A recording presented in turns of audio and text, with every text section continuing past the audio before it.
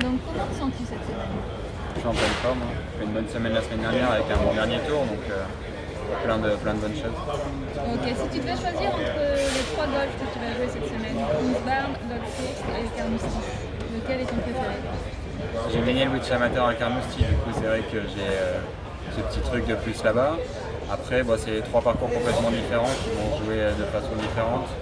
Il y a quand même certains Andrews qui restent la maison du golf, on va dire. Donc tu as toujours envie de. Puis c'est là où on joue dimanche, donc pour le dernier tour. Donc si j'ai un préféré, c'est le Carnoustie par rapport à ma victoire en 2015, mais sinon ce sera Saint-Andrews. Ok. Et les links, tu aimes ça? Ouais, j'ai toujours plutôt bien joué. Et puis ma meilleure performance cette année, elle est en Écosse, sur le Scottish Open, sur un parcours qui était plutôt type links. Ok, parfait. Jouer sur trois parcours différents en type Pro-Am, tu trouves ça sympa? C'est quelque chose que tu aimerais voir dans d'autres semaines dans le Parent Tour Non, une fois par an, c'est bien. Non, c'est cool pour les amateurs qui puissent partager cette expérience avec nous. Et c'est vrai qu'après nous, dans ce qui est, on a déjà le programme le mercredi qui est déjà une journée où on passe du temps avec eux. Après c'est vrai que pour nous concentrer, c'est un temps de jeu qui va être de 6 heures. Tu peux manger dans des cahutes tous les 4-5 trous. Enfin, c'est pas vraiment ce qu'on a l'habitude de faire, mais je trouve ça bien de le faire une ou deux fois par an. Après, plus. c'est un rythme différent, quoi. Ouais, voilà. Et par rapport à jouer sur les trois parcours, changer chaque jour de parcours, Ça me dérange pas plus que ça. C'est vrai que c'est une question d'organisation, surtout pour la préparation en amont, parce que tu as des greens qui vont réagir différemment et les parcours qui vont être préparés différemment. Mais moi, ça me pose pas de problème. D'accord. Et quels sont tes objectifs cette semaine?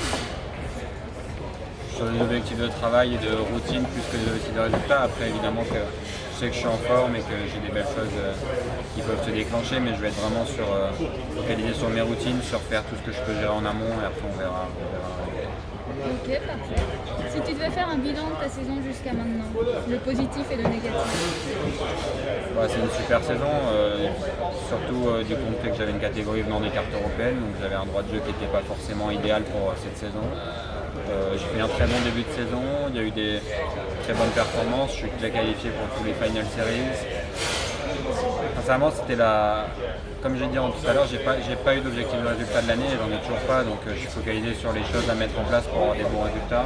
Et après, on voit comment ça évolue. Donc non, pour l'instant, je suis vraiment satisfait de ça. Et forcément qu'on veut toujours plus. Donc il y a des belles choses à pouvoir venir. Et une victoire serait le petit plus. D'accord, c'était ma prochaine question. Si tu t'étais mis des objectifs concrets en début de saison ou si tu jouais semaine après semaine? Non, semaine après semaine, coup après coup. Et voilà, c'est un travail qu'on a mis aussi en place avec Myriam, la préparatrice psychologique. Ça fait partie des choses qui nous permettent de relativiser quand ça se passe super bien, mais aussi quand ça se passe moins bien, de toujours être dans le même process de travail et de pouvoir avancer comme ça. Ok, et ton programme dans les semaines à venir? La semaine prochaine off, et ensuite je vais jouer l'Italie, l'Open de France, je ne jouerai pas le Portugal, et normalement le WGC et les 3 Final Series. Ok, merci.